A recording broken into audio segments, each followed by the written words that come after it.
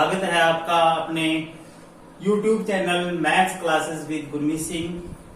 तो आज हम द्विघात समीकरण की जो प्रश्नावली 4.3 है उसके कुछ प्रश्न करेंगे। तो पिछली वीडियो में मैंने आपको बताया था कि पूर्ण वर्ग विधि क्या है और द्विघाती सूत्र से हम समीकरणों को कैसे हल करते हैं। उससे पहले मैंने आपको द्विघात समीकरण को गुणनखंड विधि से कैसे करते हैं ये आपको बताया था। आज हम 4.3 जो प्रश्नावली है इसके कुछ अगले कुछ क्वेश्चन करेंगे। जैसे कि पहला क्वेश्चन है इसमें जो एक्सरसाइज में है, पहला क्वेश्चन तो मैंने करा दिया था। उसके बाद जो एक क्वेश्चन है एक्सरसाइज में, ये है 1/x जमा 4 और माइनस 1/x माइनस 7 बराबर 11/30। ये प्रश्न हमने करना है। अब सबसे पहले क्या करेंगे, इसमें ये जो है प्रॉपर जो है द्विघात समीकरण में नहीं है ये, तो सबसे पहले हम इसको सिंपलेस्ट फॉर्म में सरल रूप में लिखेंगे। तो इन दोनों का एलसीएम आएगा x जमा 4 x माइनस 7।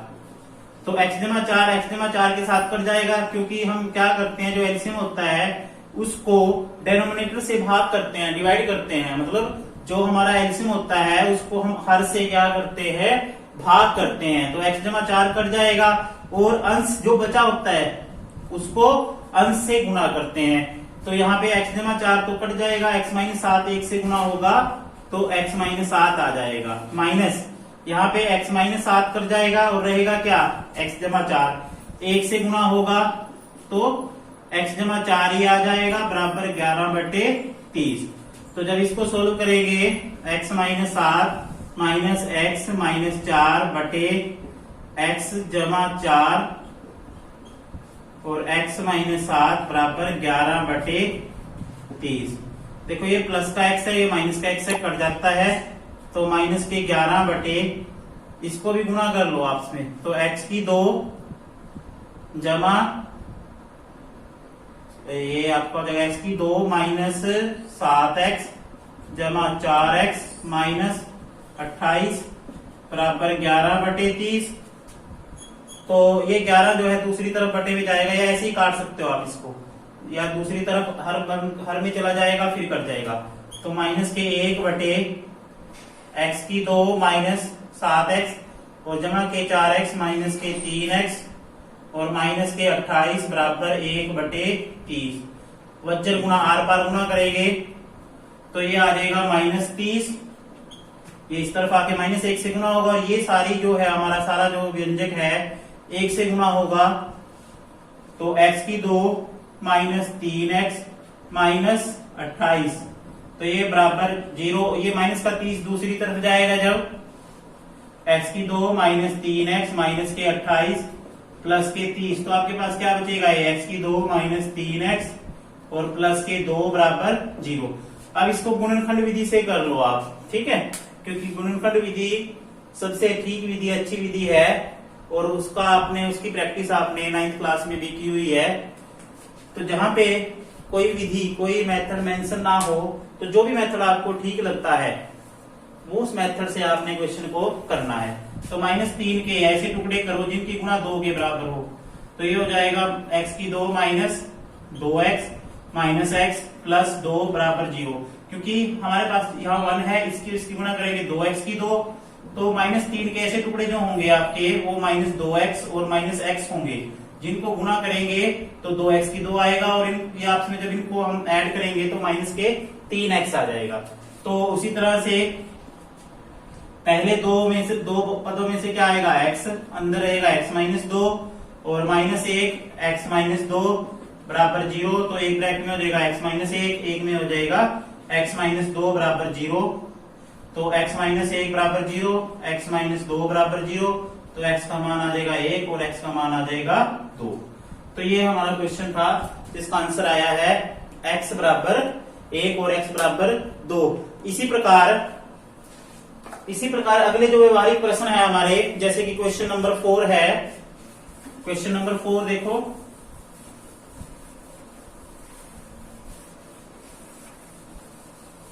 क्वेश्चन नंबर 4 की जो स्टेटमेंट है वो है 3 वर्ष पूर्व रहमान की आयु वर्षों में का व्युत्क्रम और अब से 5 वर्ष पश्चात आयु के व्युत्क्रम का योग 1/3 है, उसकी वर्तमान आयु ज्ञात करें। जो हमारी जो स्टेटमेंट है उसको ध्यान से पढ़े। तो 3 वर्ष पूर्व रहमान की आयु, स्टेटमेंट में क्या लिखा हुआ है, 3 वर्ष पूर्व रहमान, पूर्व का मतलब पहले, तो उसकी जो है वर्तमान आयु हमने ज्ञात करनी है। तो वर्तमान आयु क्या होगी हमारी, वो हमने सबसे पहले मान लेनी है। माना कौन है ये, रहमान। माना रहमान की वर्तमान आयु बराबर x। उसके बाद 3 वर्ष पूर्व उसकी आयु, 3 वर्ष पूर्व उसकी आयु, तो पूर्व का मतलब पहले, पहले के लिए क्या होता है, 3 साल पीछे चला जाना है आपने, और पीछे जाने के लिए क्या करते हैं, माइनस। ठीक है, तो x माइनस 3। अब उसके बाद है 5 वर्ष पश्चात आयु, 5 वर्ष बाद उसकी आयु बराबर होगी x जमा 5। अब हमारे पास 2 आयु आ गई उसकी। पहली आयु है 3 वर्ष पहले की, दूसरी आयु है 5 वर्ष पश्चात की। अब इनके व्युत्क्रम, तो इनके व्युत्क्रम, व्युत्क्रम होता है उसका उल्टा reciprocal, 1/x minus 3 plus 1/x जमा 5 किसके बराबर है, व्युत्क्रम का योग 1/3। व्युत्क्रम होता है जैसे मान लो x कोई है, कोई नंबर है, उसका व्युत्क्रम क्या होता है, 1/x। ये आपने पिछली कक्षाओं में पढ़ा हुआ है व्युत्क्रम का कंसेप्ट। ठीक है, इसको रेसिप्रोकल बोलते हैं इंग्लिश में। अब ये हमारे पास जैसे हमने अभी क्वेश्चन किया था, सेम वैसा ही क्वेश्चन है, तो आपने जैसे सेम स्टेप्स में उसी तरह से एलसीएम लेके वैसे ही उसी ढंग से आपने इस क्वेश्चन को करना है। अब उसके बाद अगला क्वेश्चन है, क्योंकि ये सारे व्यवहारिक प्रश्न हैं, ठीक है, इनकी मैं आपको द्विघात समीकरण बना के बताता हूं, बाकी क्वेश्चन आपने खुद करना है कि द्विघात समीकरण कैसे बनती है, क्योंकि जो कॉम्प्लिकेशन होती है ना वो द्विघात समीकरण तक होती है, बच्चों से द्विघात समीकरण नहीं बनती। तो एक क्वेश्चन है इसमें 5वां,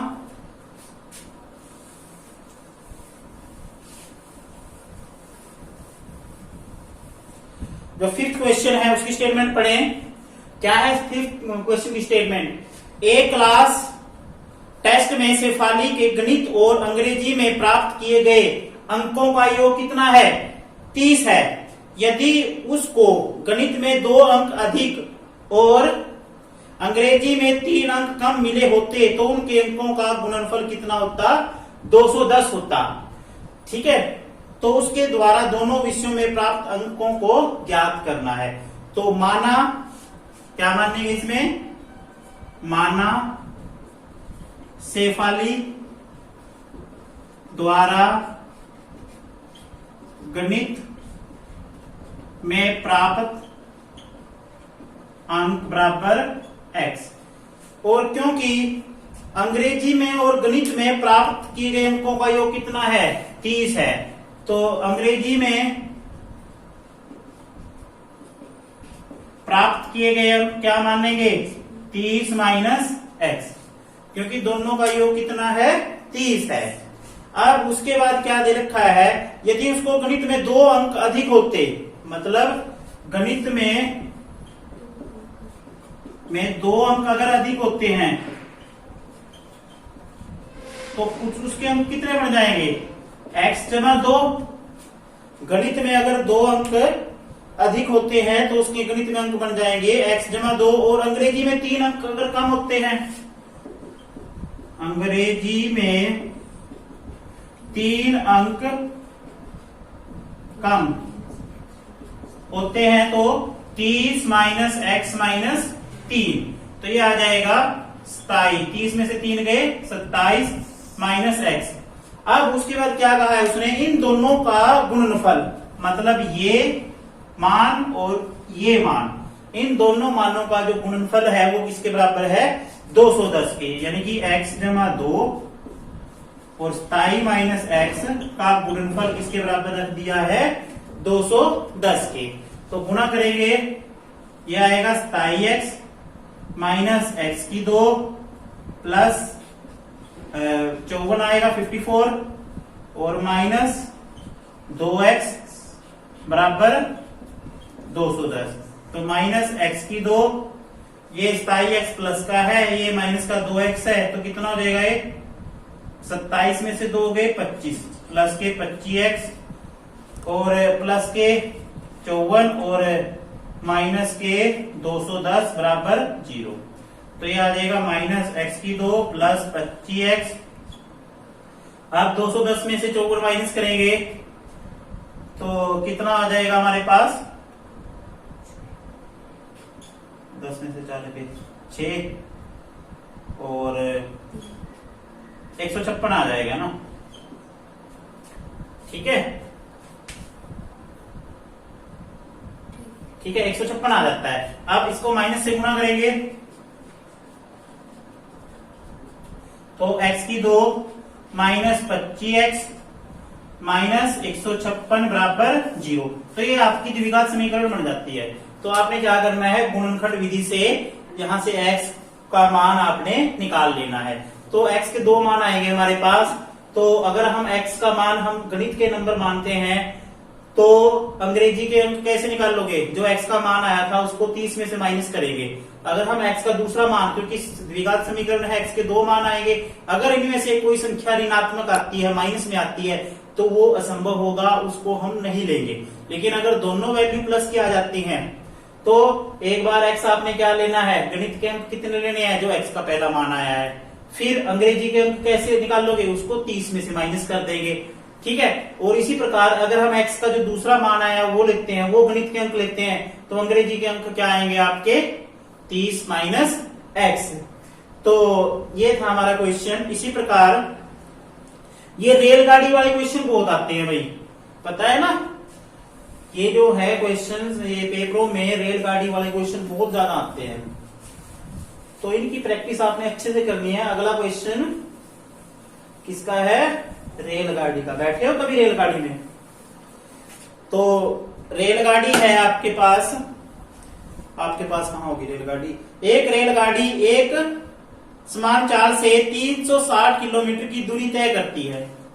तो ये क्वेश्चन है हमारे पास। जो रेलगाड़ी है, आजकल तो रेलगाड़ियां चल ही नहीं रही, ठीक है, लॉकडाउन की वजह से, तो कोई बात नहीं, हमने क्वेश्चन तो करनी ही है। एक रेलगाड़ी एक समान चाल से 360 किलोमीटर की दूरी तय करती है। यदि यह चाल 5 किलोमीटर प्रति घंटा अधिक होती, मतलब वो अपनी स्पीड बढ़ा देता है, मान लो उसको जल्दी में से पहुंचना है स्टेशन पे, तो अपनी स्पीड बढ़ा देगा वो, तो वह उसी यात्रा में 1 घंटा कम समय लेगी। अब अगर मान लो सामान्य चाल से चल रही है, कम स्पीड में चल रही है, तो ज्यादा टाइम लेगी। अगर हम स्पीड बढ़ा देते हैं, ठीक है, अपने वाहन की, तो क्या होता है, हमें कम समय लगता है। लेकिन आपने ऐसा नहीं करना, आपने अपने वाहन की स्पीड को ज्यादा नहीं बढ़ाना है, ठीक है। तो इसमें क्या करेंगे, माना, ये हमारा क्वेश्चन है एक, माना रेलगाड़ी की चाल, ठीक है, बराबर x किलोमीटर प्रति घंटा। ये किलोमीटर पर आवर होता है, ठीक है, किलोमीटर पर आवर दर होती है, ठीक है। इसकी जो है वो स्पीड है, उसकी दर क्या है, x किलोमीटर प्रति घंटा, यानी कि 1 घंटे में वो x किलोमीटर दूरी तय करती है। तो दूरी कितनी है, दूरी है हमारे पास, दूरी दे रखी है 360 किलोमीटर। अब इसके बाद क्या दे रखा है, जो नई स्पीड है, स्पीड गति बढ़ाने पर नई गति जो है रेल की, वो क्या होगी, x जमा 5 km पर आवर, ठीक है। अब उसके बाद क्या है, उसी यात्रा में, अब इसको जो है यात्रा में समय देखना आपने कितना लगता है। तो पहला समय वही काम करना आपने, t1 जो पहले समय लग रहा था। समय का सूत्र क्या होता है, दूरी बटे 4। समय का सूत्र क्या होता है, दूरी बटे 4,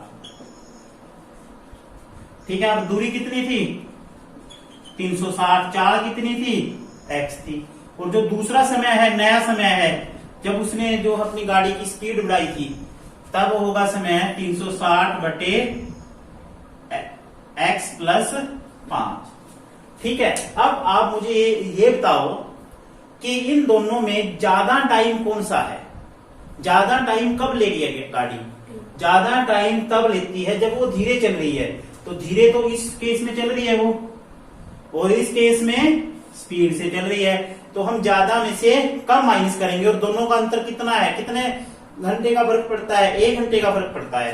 तो T1 माइनस T2 बराबर 1, यानी कि 360 बटे एक्स माइनस 360 बटे एक्स जमा 5 बराबर 1। तो सबसे पहले क्या करेंगे, वही काम करना है, एलसीएम ले लो।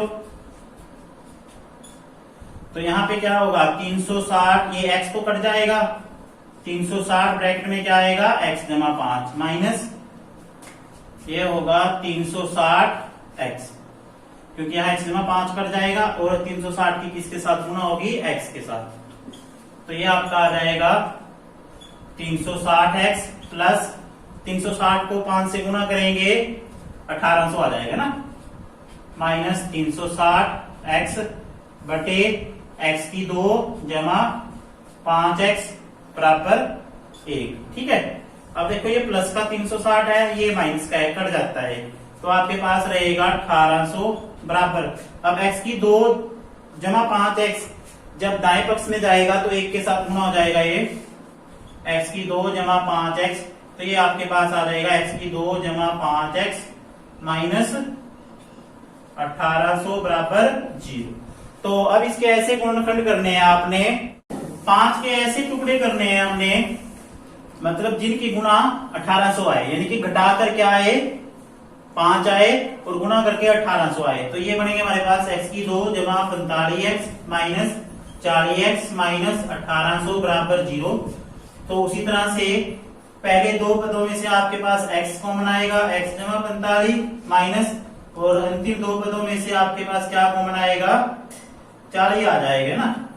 तो x माइनस कॉमन लिया तो अंदर प्लस हो जाएगा, और अंदर 5 बचेगा, तो ये भी है, तो यहाँ पे 45 बचेगा, सॉरी यहाँ पे।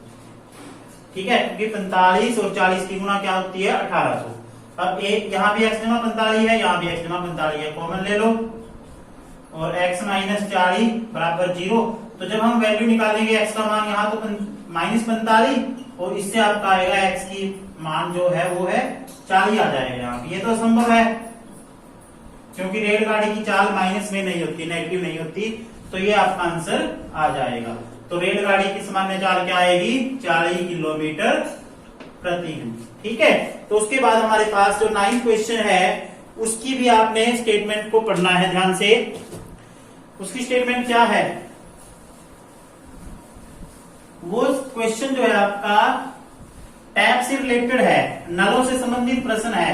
ये इस तरह के क्वेश्चन जो है ना कॉम्पिटिटिव एग्जाम में भी आते हैं, तो इनकी प्रैक्टिस आपने ध्यान से करनी है। तो जो स्टेटमेंट है हमारी, जो प्रश्न की स्टेटमेंट को ध्यान से पढ़ें। स्टेटमेंट है, 2 पानी के नल एक साथ एक हौज को 9 सही 3/8 घंटों में भर सकते हैं। बड़े व्यास वाला नल हौज को भरने में कम व्यास वाले नल से 10 घंटे कम समय लेता है। प्रत्येक द्वारा अलग से हौज को भरने में कितना समय लगेगा, ये बताना आपने। ठीक है, तो सबसे पहले क्या करेंगे, माना, कौन सा क्वेश्चन है ये, 9th क्वेश्चन है। माना छोटे व्यास वाले नल को लगा समय, अभी कितना समय लगा उसको, x घंटे। ठीक है, और बड़े व्यास जो बड़ा नल है, ठीक है, उसको कितना समय लगेगा, क्योंकि वो छोटे व्यास वाले नल से 10 घंटे कम समय में भर देता है, क्योंकि बड़ा नल है तो जल्दी पानी भरेगा वो।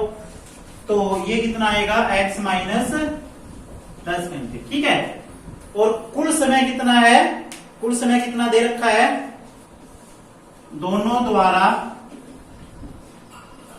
लगा समय, एक साथ जब चलते हैं दोनों, एक ही हौज में अगर एक ही टंकी में उनको एक साथ चला दिया जाता है दोनों नलों को, तो कम समय में भरेंगे वो। और वो समय कितना लग रहा है, 9 से ही 3/8 घंटे। इसको अगर हम प्रॉपर फ्रैक्शन में चेंज करेंगे तो 8 ना 72 और 3 75/8। ठीक है। तो काम और समय में क्या होता है, यदि हमें, जैसे हम मजदूरों की बात करते हैं, एक मजदूर एक काम को 5 दिन में करता है तो उसका एक दिन का काम कितना होता है, 1/5। तो इसी प्रकार जो ये नल है हमारा, उसको x घंटे में भरता है तो उसका 1 घंटे का काम कितना होगा, 1/x। और इसका 1 घंटे का काम कितना होगा दूसरे नल का, 1/x-10। तो क्योंकि हमने क्या किया, और दोनों का क्या होगा, क्योंकि हमने क्या किया है, इन दोनों क्वेश्चनों में व्युत्क्रम किया है, उन दोनों का रेसिप्रोकल किया है, तो इसका भी रेसिप्रोकल होगा। ठीक है। तो हम लिखेंगे छोटे व्यास वाले नल का 1 घंटे का काम होगा 1/x। इसी तरह से बड़े, यहां लिखेंगे बड़े व्यास,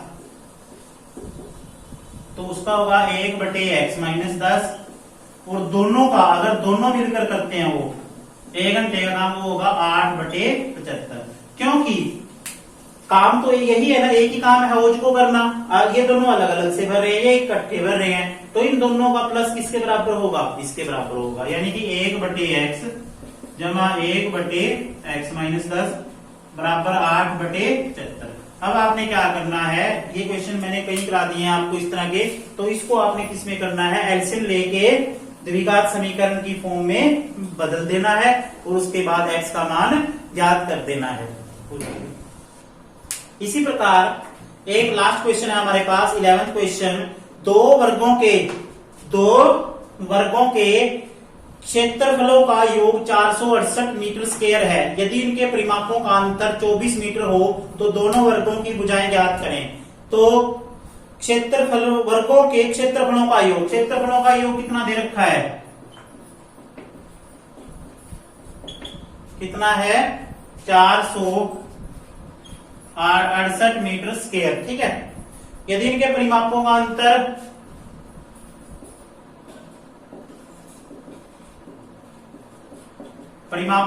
कितना है, 24 मीटर है। ठीक है। तो सबसे पहले देखो ये क्वेश्चन, इस क्वेश्चन को मैं शुरू में ऐसे करूंगा, इसमें जो हमें 2 चर से शुरू करता हूं इस क्वेश्चन को, क्योंकि अगर 1 चर से करूंगा थोड़ा कॉम्प्लिकेटेड हो जाएगा। पहले मैं इस क्वेश्चन में x और y 2 चर लेकर फिर जो एक चर को दूसरे चर में एक्सप्रेस कर दूंगा, यानी कि वो दोनों को आपस में डिपेंडेंट बना दूंगा। जैसे कि क्वेश्चन में क्या मानेंगे, माना बड़े वर्ग की भुजा, क्या मान लेते हैं x, और छोटे वर्ग की भुजा मान लेते हैं y। ठीक है। अब इनके परिमापों का अंतर निकाल लो पहले आप। ठीक है। 2 कंसेप्ट बनेंगे, एक क्षेत्रफलों का और एक परिमापों का। तो सबसे पहले परिमाप के बारे में डिस्कस कर लेते हैं। अब परिमाप का सूत्र क्या होता है, 4 गुना भुजा। बड़े वर्ग का परिमाप क्या होएगा, 4x, और छोटे वर्ग का परिमाप 4y, और इनका अंतर कितने का है, 24 का। अंतर मतलब माइनस, तो 4 से भाग करेंगे इसको,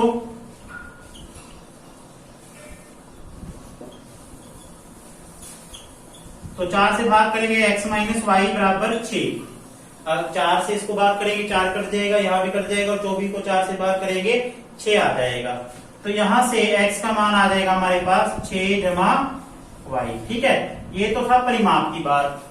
अब बारी आती है क्षेत्रफलों की, क्षेत्रफलों का योग। अब पहले का क्षेत्रफल क्या है, बड़े का क्षेत्रफल क्या है, भुजा की शक्ति 2, और छोटे का क्षेत्रफल क्या है, ये भी भुजा की शक्ति 2 यानी कि y की 2, और इनका योग कितना है, 468। अब x का मान क्या है हमारे पास, 6 जमा y। तो x का मान 6 जमा y लेने पर, तो x की 2, तो इसी तरह से तो y की जगह पे क्या रखेंगे हम, 6 जमा y का वर्ग बराबर 468। वर्ग खोलेंगे तो आपने क्या करना है, जो हमारी आइडेंटिटी होती है जो स्क्वायर की, वो होती है a जमा b सारे का वर्ग बराबर a का वर्ग जमा 2ab जमा b का वर्ग। तो वो आइडेंटिटी इसमें लगानी है, 6 का वर्ग 36 प्लस 2 गुना 6 गुना y प्लस वाई की 2 बराबर 468। यानी कि आप ये भी कह सकते हो ए की 2 जमा बी की 2 जमा 2ab। तो ये आपके पास आएगा एक्स की 2